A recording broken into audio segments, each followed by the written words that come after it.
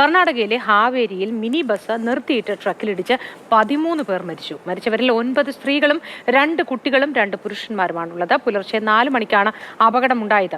ശിവമോഗ സ്വദേശികളായ തീർത്ഥാടക സംഘമാണ് അപകടത്തിൽപ്പെട്ടത്. വിവരങ്ങളുമായി KB ശ്രീധരൻ ചേരുന്നു. Sreedharan, good morning. ഈ അപകടം എങ്ങനെയാണ് സംഭവിച്ചത്? ഇത് എല്ലാവരും ആ പ്രദേശത്തൊക്കെ ഉള്ളവരായിരുന്നോ തീർത്ഥാടക സംഘത്തിലുണ്ടായിരുന്നത്? വിശദാംശങ്ങൾ പറയൂ. ഗുഡ് മോർണിംഗ് മുത്തി. ഏതായാലും ഇന്ന് പുലർച്ചെ 4 മണിയോടുകൂടിയാണ് ഈ അപകടമുണ്ടാവുന്നത്.